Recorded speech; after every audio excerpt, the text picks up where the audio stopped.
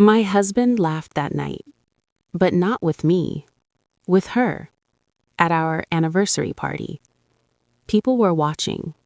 I was standing right there, and still, he acted like I didn't exist. I didn't interrupt. I didn't make a scene. I stayed quiet. Because in that moment, I realized something I couldn't ignore. The party looked perfect from the outside. Soft lights, music playing low, people laughing in small circles, glasses raised, phones out. It was our anniversary. 5 years.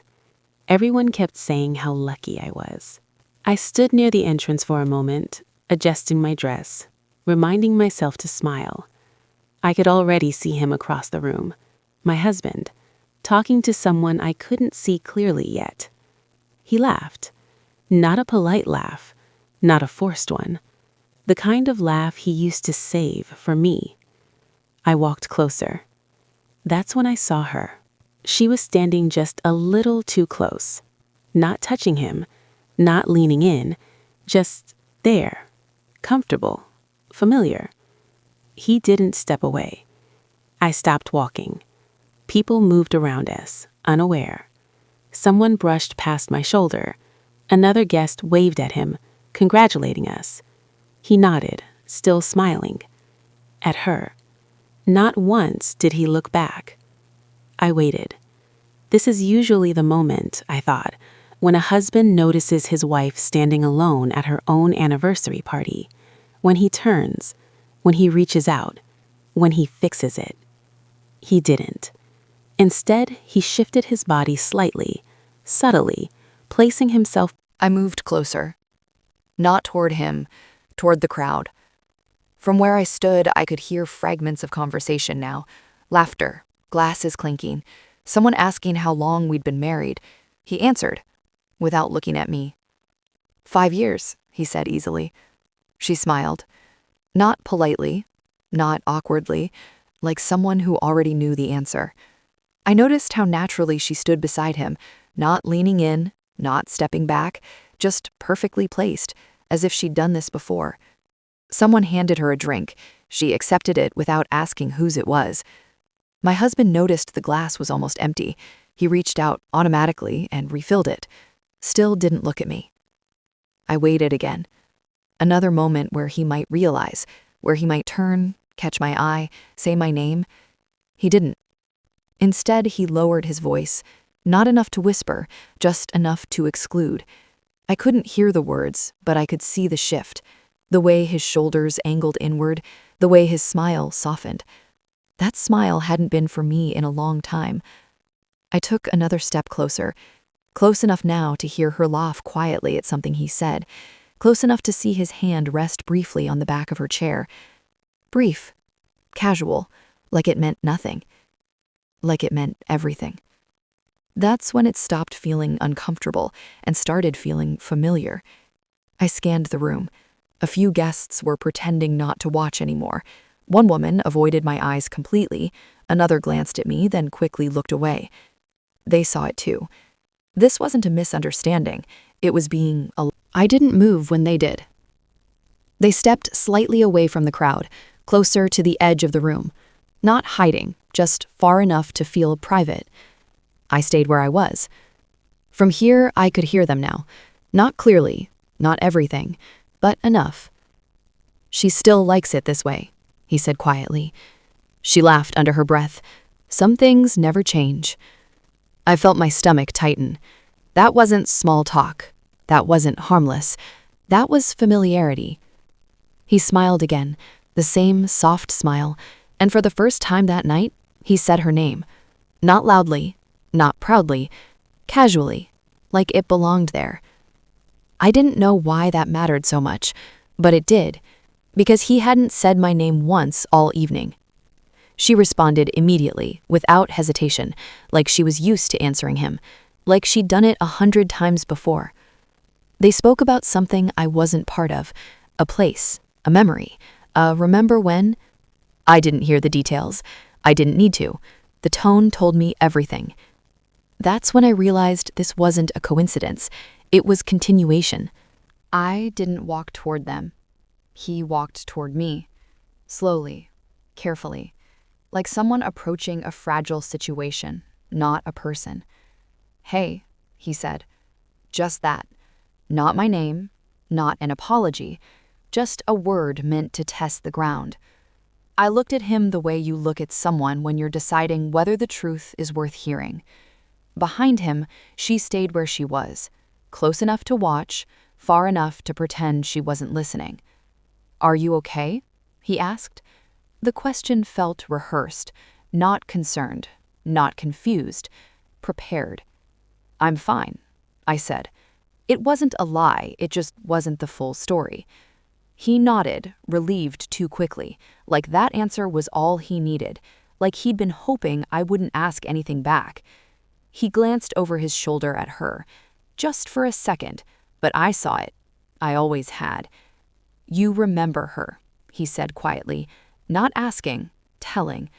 I didn't respond, not because I didn't know what to say, but because I wanted him to keep talking. "She was in town," he continued. "I didn't think it would matter." That was the sentence, the one that settled everything, because he wasn't explaining, he was justifying. I looked around. He tried to end the conversation. You can always tell when someone does that. Their voice softens, their words shorten, their eyes stop meeting yours. "We can talk later," he said. "Tonight's not the time." Later. The word people use when they don't want consequences yet. I nodded again, still calm, still quiet. He exhaled, relieved, and turned slightly toward her, and that's when it happened. "We shouldn't stay too long," he said. "You remember how uncomfortable she gets." He stopped. Too late. The sentence hung between us, unfinished but complete enough, because he hadn't said my name, he'd said hers. I looked at him carefully now. Not hurt, not confused, focused. "You mean," I said softly, "how uncomfortable I get?" His face changed. Not panic, not guilt. Calculation. He realized what he'd revealed, not just that he'd... I excused myself. Not abruptly, not emotionally, just enough to seem normal. "I'm going to get some air," I said. He nodded instantly. Too instantly, like he was grateful for the space, like he believed the moment had passed. I walked toward the balcony, letting the noise fade behind me. The night air was cooler, steadier. It helped me think clearly. I wasn't angry. That surprised me. I was precise. From the balcony, I could still see inside through the glass. Him, her, standing closer now, talking more freely, their shoulders relaxed. He laughed again. This time I noticed something else. He kept checking the door, waiting for me to come back. I didn't. Instead, I took out my phone, not to text him, not to call anyone. I opened my calendar. Scrolled. 5 years of shared dates, anniversaries, trips, promises we'd written down together. I selected one and removed it. Had gone. He stood beside me again, like nothing had changed. He rested his hand lightly at my back, a familiar gesture meant to signal unity. I didn't move away.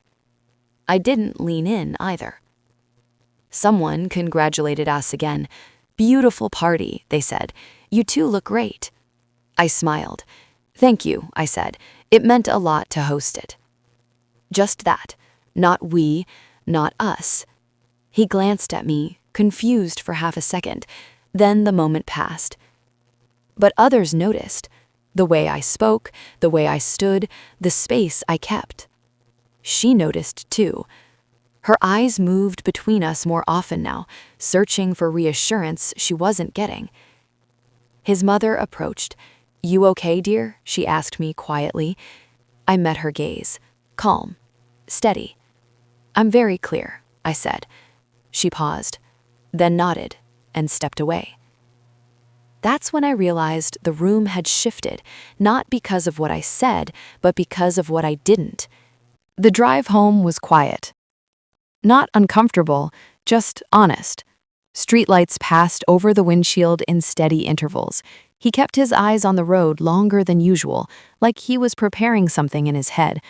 When we reached the house, he turned off the engine, but didn't get out. "I didn't plan it like that," he said finally. I waited, not because I needed the explanation, but because I wanted to hear how he'd frame it. "She was just in town," he continued. "It wasn't supposed to mean anything." I looked at him then, not sharply, not angrily, clearly. "You didn't ignore me by accident. You didn't forget I was there." He opened his mouth, then closed it.